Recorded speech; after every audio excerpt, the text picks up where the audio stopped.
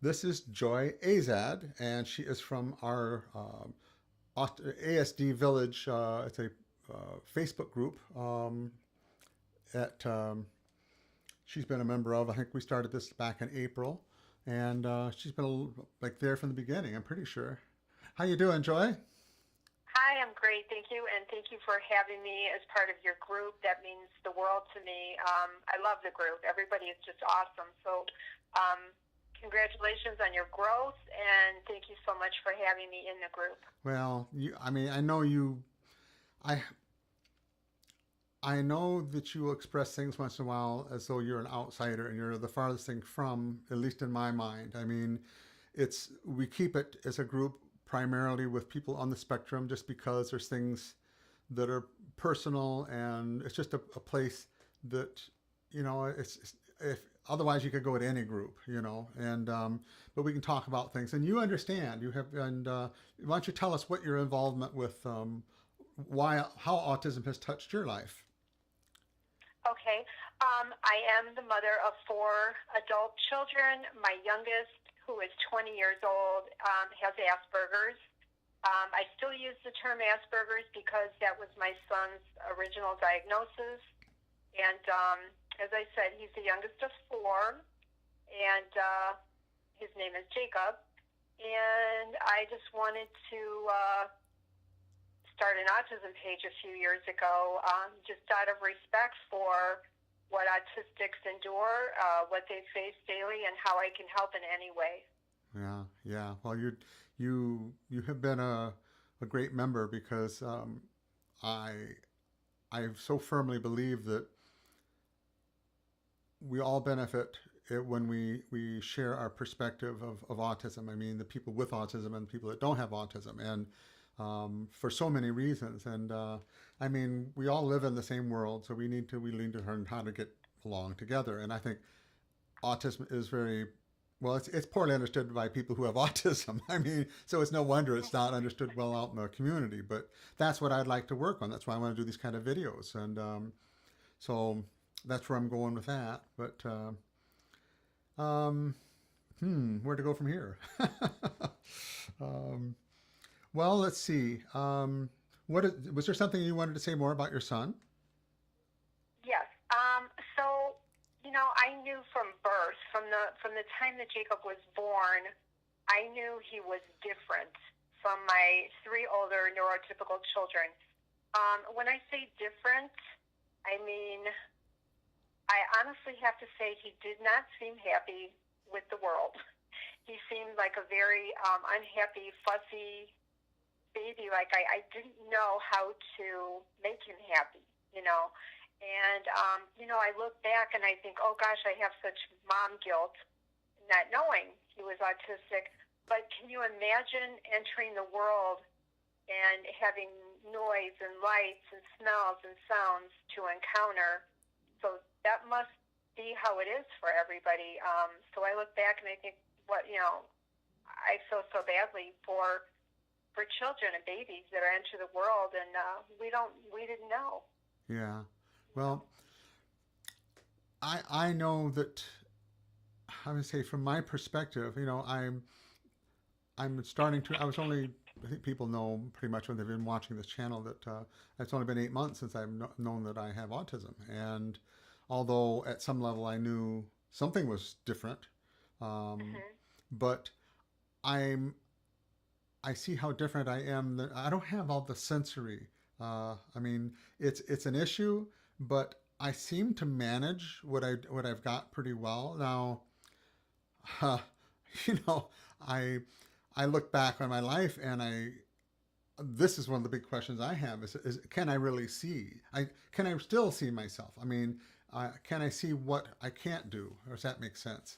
I don't know that I can Mm-hmm. see my own autism. I mean, it's sort of like lifting yourself up by your bootstraps, Um, Right. and that's one of the reasons I say it's so important for people who with autism to get feedback from other people with autism, but also especially from the neurotypical community because they might be able to see what I can't. you know Mm-hmm. so that's my so I've got my own motivations here for why I'm doing all this. It's for me. No, Just kidding. Yeah, yeah. I think it's important. I know there's probably a defining moment in every autistic person's life where they have that realization where they think, you know what, I think I'm different or I feel different. Um, and I always wonder, what age? What age is it? Is it when you're young? Is it during your teen years? At what age do they feel that? Um, and how do you feel inside about that? Yeah. So Well, I mean, do you want me to talk about that in my own perspective, or I mean, yes, yes, okay. please Oh, do. well, you know, of course it's fuzzy because one, you're so young, and two, it's not like when do you go, hey, I'm different. It's like it's a bunch of accumulated circumstances that where I think one of my youngest memories that I have that I think might have been an indication. I must have been around 3 years old, somewhere around there, and I this memory came back to me when I was learning sign language. I was immersed at the deaf school in an all signing environment, and it took me back to a time when I was a child. I just had this. I mean, I say took back. It wasn't like it was a flash memory, but I can remember looking up, and my dad was talking to me, and another adult, came in and interrupted him, and he stopped talking to me in a way that I could understand. And I remember being so frustrated. It was just like this complete disconnect. It was like being abandoned. Um, Mhm. and now that I say, oh, if we're born autistic, was I feeling it then? It kind of, I mean, I don't know what neurotypical kids think of that age, but I think it's kind of ironic that I'm autistic and I had those thoughts. And so I am tending to say, at an early age, you kind of figure there's some things like that happen that keep adding up until maybe you have circumstances at school or something where you just start feeling like you're not connecting, that you can't Mhm. control what you need to control. I think that's kind of how it starts. Well, that makes sense. So it's a gradual Yeah, realization. yeah. Um, Uh, but hmm, yeah, yeah. I uh, interesting. I don't know. I remember. I was gonna say I can remember very clearly. Well, this is probably a pretty good example too. Was I was at the football game in grade school. It was a high school football game, but I was in grade school, and there was a girl that I was attracted to, and I'm probably talking 11 years old, and Uh I huh. and I got in the car, and my sister and my mom, my dad. I only have that's we're four in the family. They were teasing me about that, and I was so sensitive to it, and it was just a combination of everything. I mean, this is one of those deciding moments. But I can remember going, I'm not I'm not part of them either. Hmm. No, it wasn't just because they were teasing me, but it was I think I always felt some sort of a disconnect, and it was just sort of like they wouldn't do that if they knew me, or I can't remember the exact feelings, but it was a moment I can remember just saying, I don't belong here. I mean, I'm not part of their group. So you've always felt different. I, yeah, I can remember that. I remember that moment so clearly that I was feeling more of the being teased Hmm. about a girl I was attracted to or whatever, um, Hmm. but I think it was deeper than that. You know, um, Hmm. but anyway, but that's just so.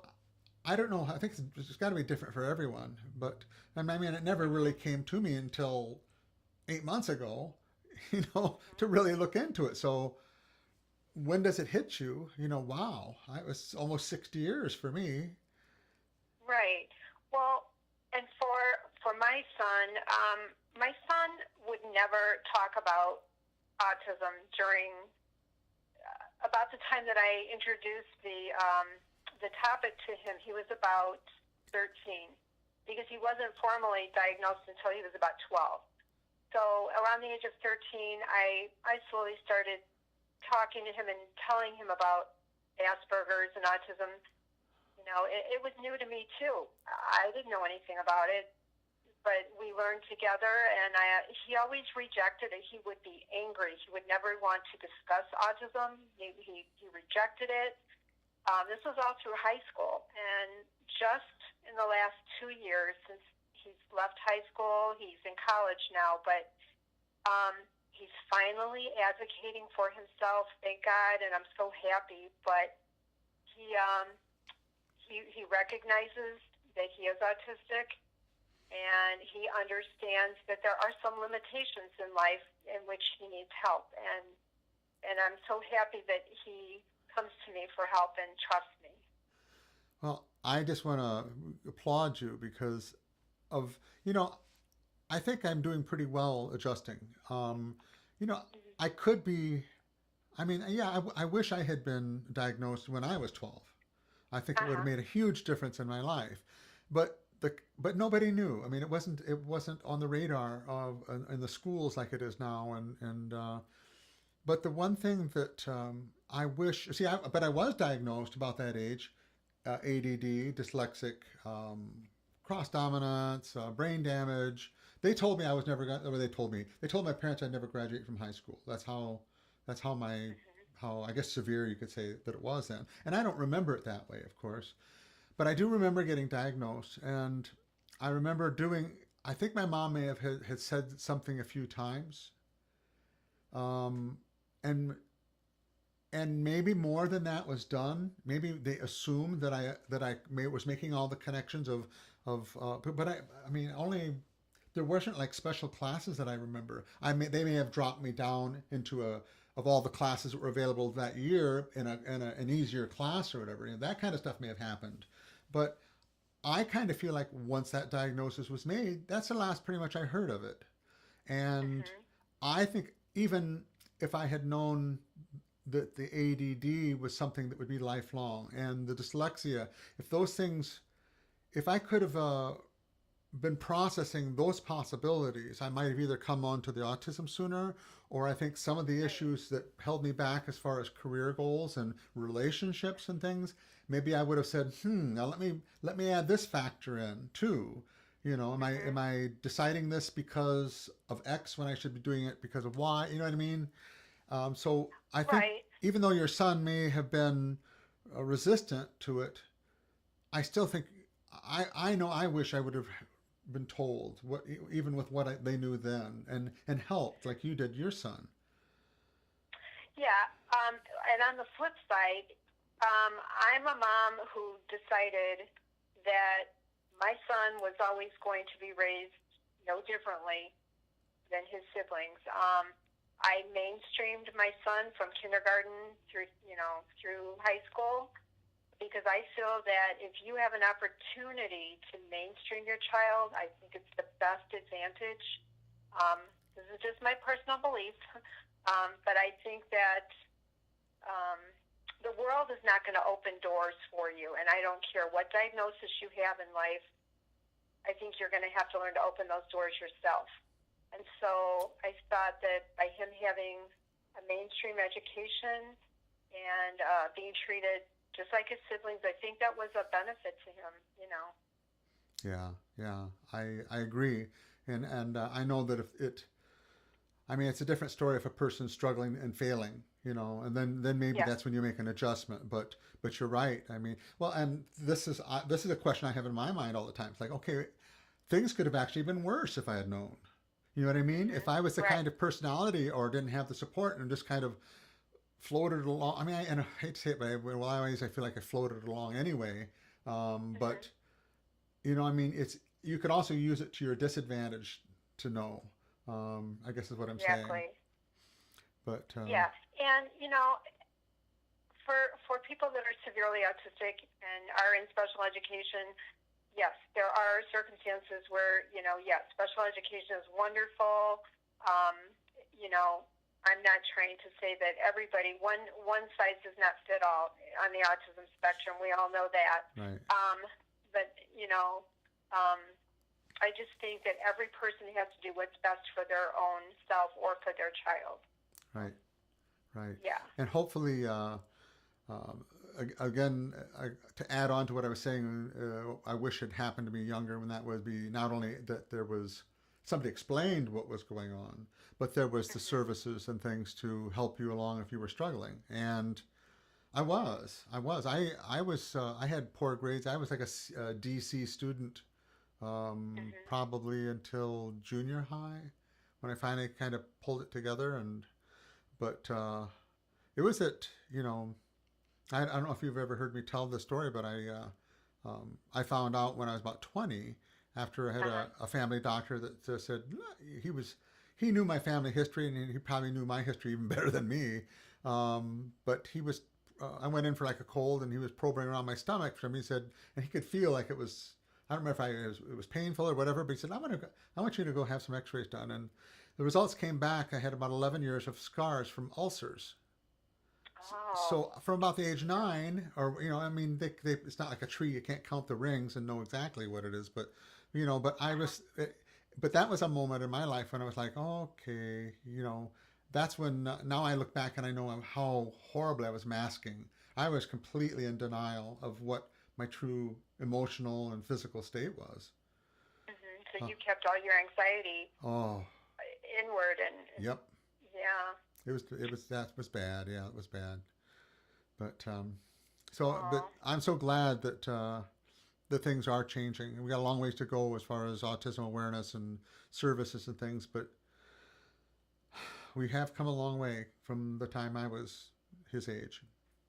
Oh, absolutely. I mean, 20 years ago when my son was born, I had no resources at all. I didn't know. I had never heard of Asperger's. There were maybe a couple of books written on it, and um, there was no computer. There weren't the resources that we have today, and um, I think that slowly but surely, employment opportunities are growing, awareness is growing. There are so many autism pages on Facebook, something for everybody. Hey, if Joy of Autism isn't for you, there are 100 other ones that are great too. So I think we all bring something to the table, and hopefully we're helping the community in a small way. Well, I say this to a lot of people, and I think um, we are at a time.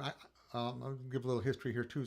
Back in the late '70s, I Mm-hmm. started working with the deaf community. I was actually volunteering at the State School for the Deaf here in Ohio, and it Mm-hmm. became a passion and I mean, the sign language fascinated me. I ended up becoming an interpreter, and um, but um, the deaf community then was still very, very isolated.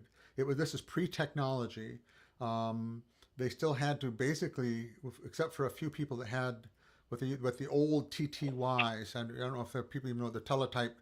There was the old World War II big box that stood about the size of half of a refrigerator and had a little it would type out. You could put a phone in it and send a message to another phone. It would type it out. Well, that was perfect for the deaf, and Uh huh.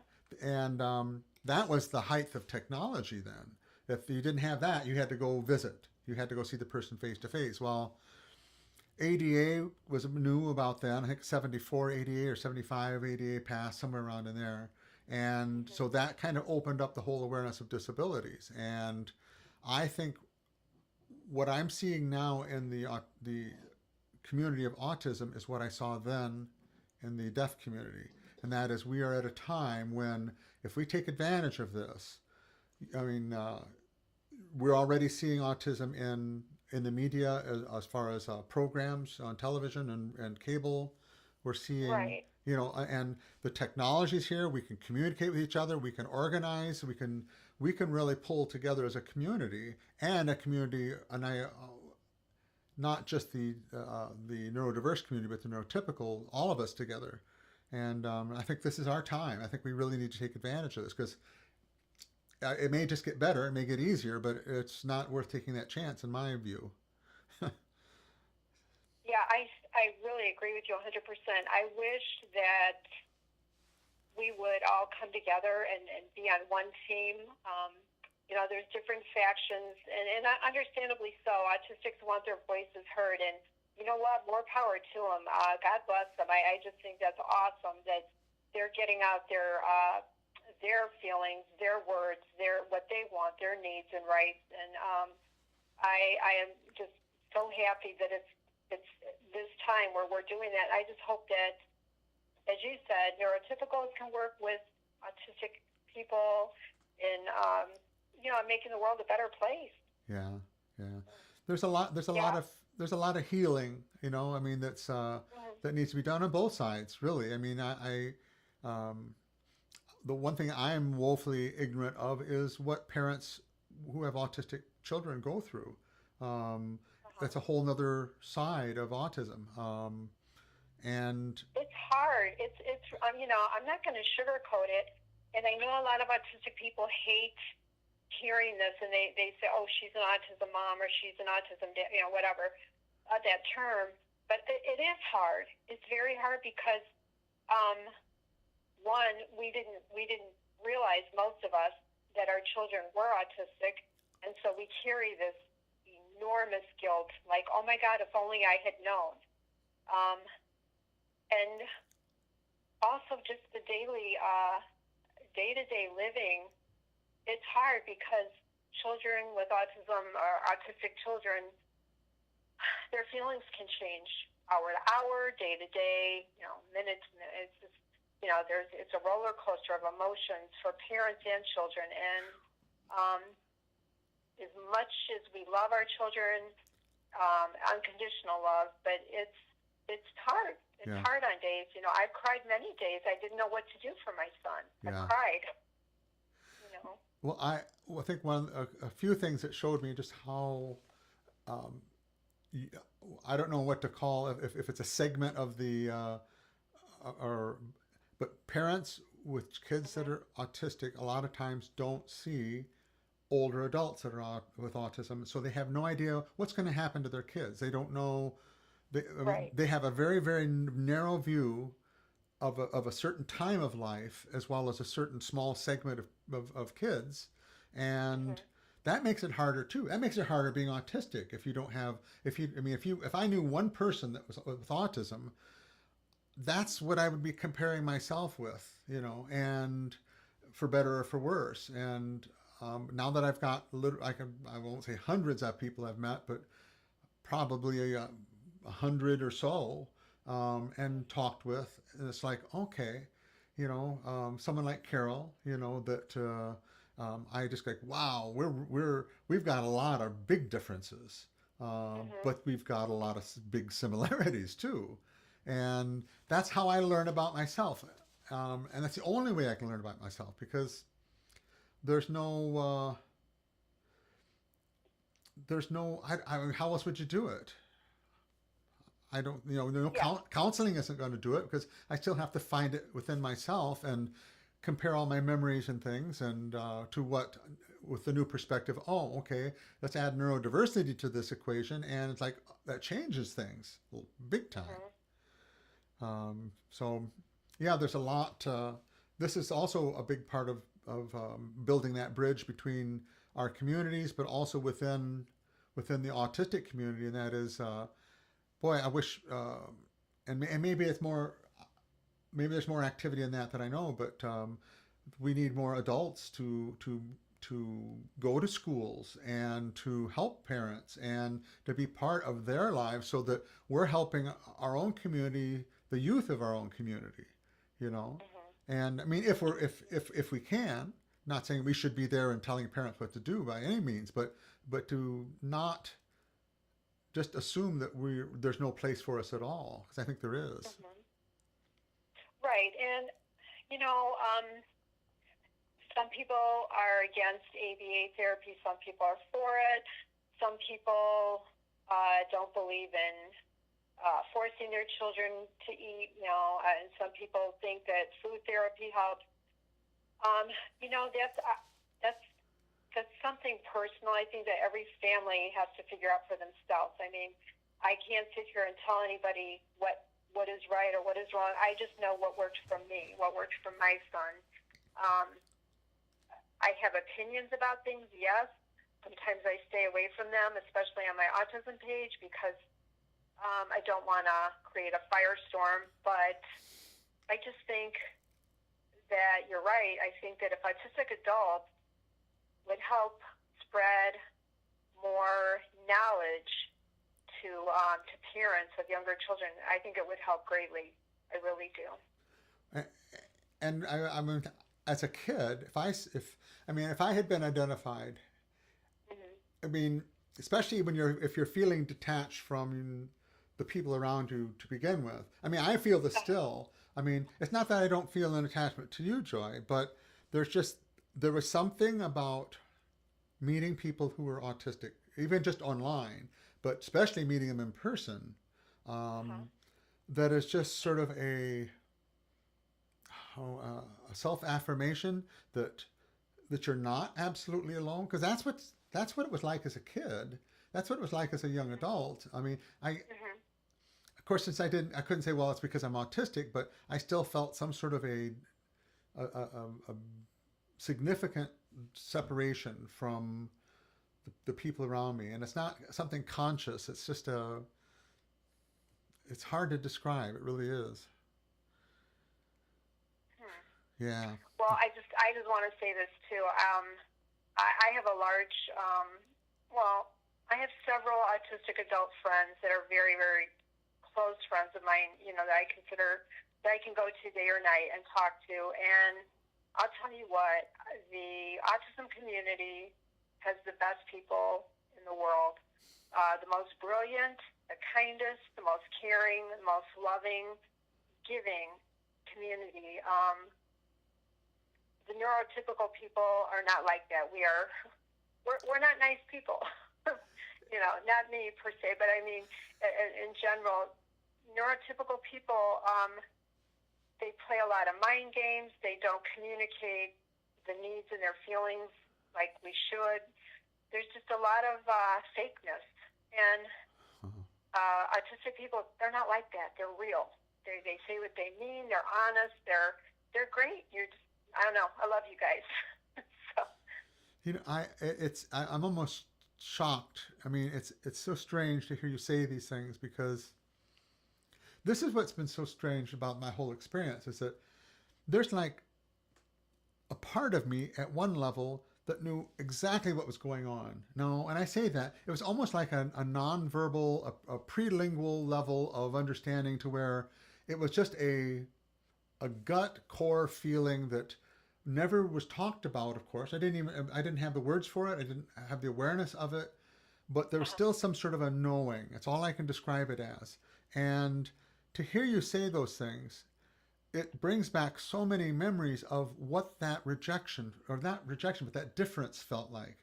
Because Uh-huh. I can remember going to parties, or just, I mean, like when I was in college, or from people at work or something, and to try to socially mingle.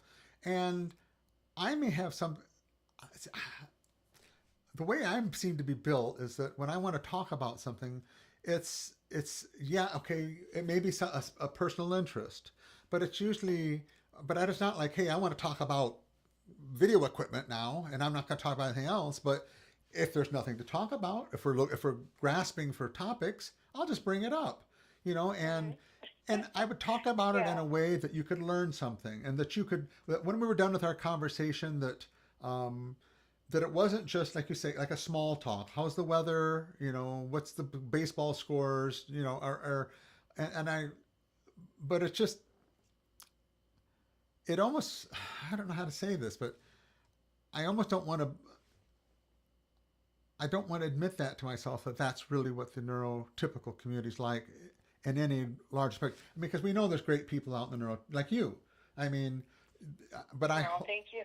I just hope that really isn't the exception. That you are not that exceptional. But if you are, oh, That's I'm awesome. I'm going to pull back farther in my little shell here. Oh, well, the one thing I still struggle with, I just want to bring this up. The one thing I still struggle with my son is when he and I are alone, like sitting here having lunch or dinner or in the car, is that awkward silence. Um, Sometimes I don't know. I know he doesn't really like small talk. Okay, I've learned that, but sometimes I don't know what to talk about. And then I've asked my autistic friends, and they said, you know what, Joy, don't worry about it. He feels comfortable enough with you. Just let him be. Just let him look at his phone, or Yeah, just yeah. let Well, him enjoy the quietness. Maybe he enjoys that.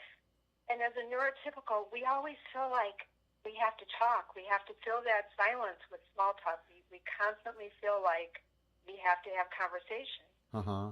So Interesting. I learn now, like when Jacob and I are together, and he's quiet, he is not talkative. I just let him be comfortable, and I'm quiet. And I think just knowing we're together in the room, that's everything to me. That he trusts me.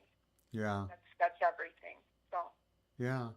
Um, that's fascinating. I'm just trying to, as I go through a lot of this, I think about it in perspective to my own life, and um, you know, I guess we can live in our own heads fairly easily. I mean, I do it all the time because I mean it's been 18 years since I've been in a relationship, Uh so huh. I have filled that time pretty much with my own personal interests and things that I do, and a lot of it's computer or internet stuff, and which is probably more than it should be, but or things like what I'm doing now with the video.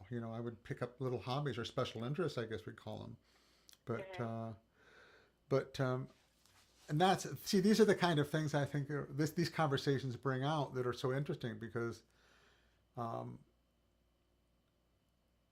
I'll give you an example. A very good friend of mine who is neurotypical. Her her husband was very ADD or ADHD Mhm. and was not aware of it, and it just about tore the marriage apart. And Uh she huh. finally somehow just sort of like the same epiphany I had learning I was autistic.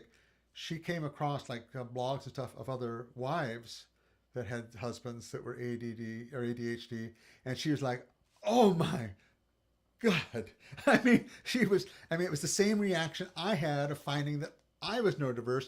That she had that same relief finding that's why her husband was like he was. But Mhm. she will talk about because she has studied ADHD so much to the point because the way she convinced him was being able to get to tell him what he was thinking. Say, I just said this to you, and I bet you, and this is what you thought I said, isn't it? And he'd like, yeah, well, this is what I said. I mean, she got to that level to where she said, but I still know that I will never know what it's like to be ADHD. I can tell you Hmm. the neuro uh, typical perspective of it. And this is what you just Mhm. sort of started to share with me. And that is, I mean, I can't have this conversation with someone else who's neurotypical and say, is it true that most of you guys are really a bunch of self centered? I mean, Yeah. that doesn't go too well. But these are all the kind Yeah. of things. I mean, if wouldn't it be great to have this roundtable discussion that would be this open and say, well, what is your perception? What is the neurodiverse perception of the neurotypical community? And I don't know if some people may have a better answer to that, but to me, I thought I was neurotypical. So I thought everyone else was like me. So I don't know. Mhm. So Hmm. you see what I mean? Yeah. Yeah. I And think. Um. I think the one thing I've seen and heard from so many autistic adults also is that it's a common thread. I think so many of them have said we feel like we're from a different planet. Like we don't, like we were dropped here and we don't really feel like we belong. Um, and I can see where communication is so different. I think between the two. As I said, neurotypicals feel like we have to constantly speak. We don't say what we mean. We communicate in a fast manner. We ask questions constantly. And I think this is just my interpretation, but I think autistic people usually just say what has to be said. well, and just this is fascinating. This is just exactly the kind of conversation I wish we could hear more often. Um, Uh-huh. in that this is what I'm picking up as differences, and that is, I think these are all theories I've got. Of course, in the last 8 months, I've come up with a lot of them, and probably most Okay. of them are wrong. But Hmm. I think what is a big difference between people that are autistic and not autistic is being autistic, you are constantly processing. You are constantly processing a lot of information so that you get used to looking at the world as categories and purposes. And so I look at I mean, oh, I'm trying to think, I use this as an example. I just picked up a mechanical pencil. It's a little, and I look at this. I don't see just a mechanical pencil. I look at the machining that was done on this one part of it, the metal head of this, and I look at the mechanical, and that's of course not every autistic does this, but it's how we probably in a lot of ways look at things, and that is it's the materials, it's the function, it's the utilitarian, that's why we're so direct. It's Hmm. because, and I think part of that is because in order, I think all kids are bombarded. I think we don't know what to do with all this information. Nobody does. And eventually the neurotypicals do go one direction and the neurodiverse go another. But I think the neurodiverse go the way they do because it's harder to control that. We just keep getting bombarded. So we have to learn how to categorize. We have to learn how to control. We have to make sense and meaning of everything. We can't just Hmm. let it flow in one ear and out the other, or go up into our brain and just kind of poof and whatever. I think everything has a purpose, and when your world looks that way to you, your language is structured different. Your relationships with people are structured different. The way you organize your life, the way on and on and on.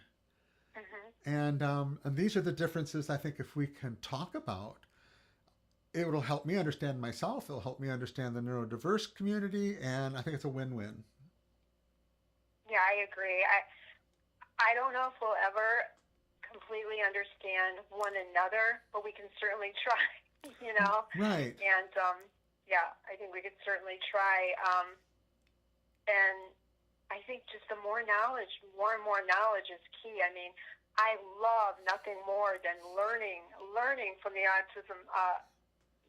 autistic community is just knowing things that I didn't know, and then going, oh, so that's why he does this, or okay, yeah, that explains it. And sometimes, I'll come to your group and I'll say, why is my son doing this, or why I can't ask him because he won't talk about it. Uh-huh. But thank God there are people who are willing to take the time and explain, because it just helps me so much better. And then I, in turn, sometimes turn around and tell other parents on my page, this is what's going on. I didn't know it either, and now we all know. Yeah. So um, I just want to thank everybody for taking the time to explain things to me when I have questions. Yeah. Well, there's sometimes questions that come up. Remember, because all of us, everybody autistic comes from a different um, set of experiences, is a different set of awareness, of self-awareness, that you've identified what your traits are. I mean, I'm a great example of that, and I will continue to find stuff about myself for the next, probably the rest of my life. You know, Uh-huh. um, and Carol Bird had said something to me when I was going to be diagnosed. I was like 2 months after I was convinced, strongly suspected that I was neurodiverse. And she said, you might want to wait a year. And of course, that was like, no, I can't wait a year. I need to know. But what she was saying to me, and was true, was that you're going to learn so much more about yourself in that year Mm-hmm. that, I mean, there were questions that were asked to me during my the neuropsych that I would answer differently now, because I go, yeah, I do self stem. But then I would have said no, um, because there's things that I've always written off as a weird normal, because I was normal. I was neurodiverse or neurotypical then, and Mm-hmm. so I had no reason to suspect anything was other than just a variation of normal. Um, I so mean, when that's someone, got to be mind blowing too. It really does, because if somebody walked up to me, today and said, "Hey, Joy, you're not neurotypical. You are this," it would be mind blowing. It would be a lot to take in, well, because you're relearning your whole self. You're so but I can definitely empathize with you and understand that it's a lot. Yeah, well, but the one different factor would be that, but if you always had felt that you weren't neurodiverse or neurotypical, I mean, if not that you were saying to yourself, I don't think I'm neurotypical, I don't think I'm neurotypical, but you were like, something's there's just something, I can't even, I can't see it, I can't feel it, I can't touch it, I can't express anything about it. There's no words, um, but it's some influence. There's some influence in my life that I can't explain. Then if someone said, "Hey, Joy, guess what? You're actually autistic," and that's when you feel that relief, because all of a sudden this feeling that you carried all of your life is allowed to relax. It's allowed to go. So you have that aha moment. And but also just there's a tension that builds, because you really you doubt your sanity. um you doubt your worth as a person, even if you can say, well, okay, I'm normal, but it's like, well, I must be on the low end of normal in some way, because nobody wants to talk to me. I don't seem to be able to do this, that's this and this. I can't stay in, I'm single still, hello, something's not going on right here, or at least the way I want it to. And then you don't feel Right. like you don't have any control of them. You can't go, oh, okay, we're different. Then I know, like, if my last relationship I was in was could have been marriage, but the thing that really kind of broke it up was that there had been ongoing communication problems, and it just kind of came to a head. It was sort of like, okay, this isn't going to work, because I was trying. I mean, literally, there might be 2-3 hours for a couple of weeks straight that this my lady friend we were living together. Oh my God! I'm so sorry I just said that. I admitted that. And but she'd come home from work and it would start. There's something was wrong. Something was at work, and I was like, okay. And it came across as being something I was doing, or somehow at least I felt that way. So I would struggle with this communication. Finally, by the end of it, we'd get to the point where I was exhausted. I couldn't hardly think to communicate anymore. And it ended up being, well, I guess it's something to do with work. And it's like, oh, wish we would have been there 3 hours ago. But if I had known, like, okay, my part of this may be that I'm not understanding her. I'm missing something. And then we could go to counseling. We could do something else. We could study. We could read up on whatever, and then possibly deal with the problem. But that's how all the problems were in my life. It's like I tried the best I could, and nothing I did affected it, because I Well, didn't I know. mean, that's all you can do is just, you can just do the best you can. But if you don't have that core bit of knowledge that says this is because neurologically you're processing things differently. Therefore, this person, if you add that factor into relationship problems, work problems, family problems, friend problems, whatever, it completely changes how you may deal with the problem. Yeah, I think the one thing as a parent, especially for my son during his high school years, my son, I'll start crying if I talk about this, but he didn't have any friends outside of school. His daily life was, school, home for a 2-hour nap. He just needed some peace and quiet, maybe, definitely some food, and he went and he started he was on the computer. Gaming is his thing. And that's okay for me, because that's what he needed. That was his relief.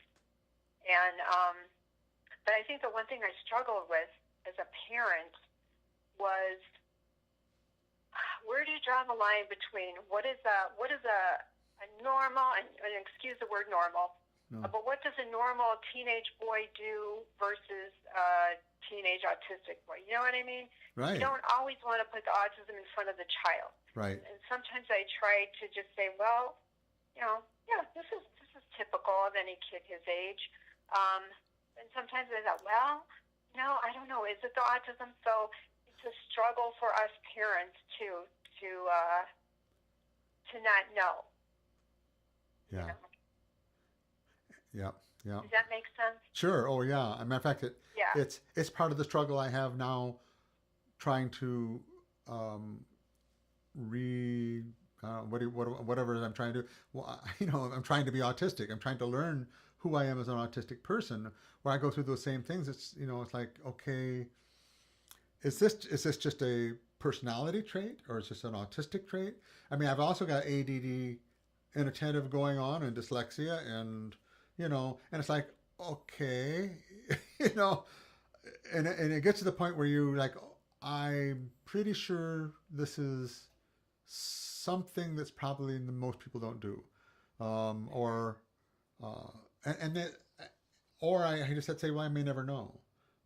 If it's an issue that's really bothering me, it's causing problems, then I need to put the time and energy into it. But a lot of it is just out of curiosity. Um, I have found some things that, well, I'll tell you one thing that has sort of changed, and that is I've given myself permission, or how I put it, when I masked, I was in such denial of anything I did really feel or really think that now I have permission to do that. Now I have to get in touch with what those feelings are, and it's it's not important that I call them autistic or not, but I just have to re-identify them, I guess, and work through them. And I just don't always know what's what. And I guess I'm just saying this, and you were saying as a parent, that it was hard for you to like, what do you do? When am I intervening on his normal development as just any child would be developing, and when is this something that he needs help with? Is that exactly? Especially, as you said, it seems like there are so many comorbidities with autism, and for my son, he has oppositional defiance disorder. So we always had the anger issue, and then in high school, the nasty depression, appeared. And the depression was bad. It was bad for him. And it's hard enough to go through puberty, but having anxiety and depression on top of it is just, it's so damn hard on kids, and anyone. Yeah. I But think it's no fun being a kid, a lot of ways. it's hard, the Yeah. teenagers. But someone told me, they said, you know what? Wait till your son graduates. He's going to be a whole new person. And they were absolutely right. He is like a whole new person now. He talks to me all the time. He feels so much happier. He looks happier. He likes school. He drives. He's in college. I mean, it's just like all of a sudden he's just, I don't even know what it is, but he just seems happier with himself. I was going to ask you if you knew what it was. What changed? I don't know. I don't know if it was high school that was horrible for him. I'm not sure, but he just seems so much more relaxed and happier. I can see the depression a lot of it is gone. Huh. And he's got friends at school. Thank God, he's got friends that are in all of his classes, and so I think he's just happier. But I'm just gonna add this one more thing here. You talked about masking and everything. Well, Jacob started walking with me this summer. There is this walking path we go on, and it's about a mile around. And some days people that walk it go one direction. Maybe the next time we go, they'll be walking the other direction. Well, Jacob always wanted to walk in the one direction because routine. Uh-huh. So I wrote something on my local Facebook page to my community, and I said, we're going to walk this way every time because my son's autistic and routine is vital to him. They were wonderful. I had an outpouring of love and support, and they said, you walk any way you want to. We don't care. Just get out there and walk. We love you. Do whatever you need to do. And I just thought that was so nice, You know what? Mm-hmm. Well, I don't know why this happened, but the camera cut out. We have the audio, so we have we'll probably end up posting this as an audio only, and I'm not sure why the camera cut out. It might have been battery. No. Oh, well, I thought it's. Oh, is there camera on your part? Yeah, yeah. I'm just trying. I'm trying to figure out why it shut off here. Let me see. It might be. Let's see. It says right here. Oh, darn it. I was recording in 4K. Um, okay, so 28 minutes and 56 seconds it cut out, and we're at 50 minutes, so there's about 20 minutes it won't be in. I have to do audio only. If you want me to, I can put another card in. I can just start it up and we'll do Oh, video. that's okay. I think if just half of it is, Okay. Well, so you mean you're on camera for half of it and half you're not, or Yeah, I mean, see, this oh, I didn't think I thought I had switched that over back to the camera would do high def and 4K, which is even the higher definition, but they're on different video cards because the 4K takes so much more information. It only has a limit of the card I have in it's only a 29-minute card. The other okay, card is a 12-hour, and I thought it was on yeah. that card, so I wasn't even watching that. Well, Um, I could talk for 12 hours, but um, no, it's no, okay. that's okay. Well, it's a good thing I'm recording the audio. I'm glad, Right. that's why I have the system I did because, um, Yeah. well, we're good. We're Well, good. we can stop here for today. I think we covered a lot of topics, and Well, maybe we can do it you again know, then. We'll do this again sometime. yeah, absolutely. I mean, gosh, thank you so much. It means the world to me. Thank you so much for talking with me, and you Oh, know, well, thank you. I think this is, I think people, the first video I did, both people that were neurodiverse and neurotypical, and, there's a number of comments that were saying, wow. Um, and especially the neurodiverse that were saying, I've learned X, Y, and Z from this, and it's like, wow, that's fantastic. And um, Hmm. so that's good. Well, I'll tell you what, I'm going to officially then turn the recorder off. That doesn't mean we have to hang up, but so thank you, Joy, and we will do this again sometime, okay? Okay, absolutely. Thank you so much. Okay, goodbye. Bye.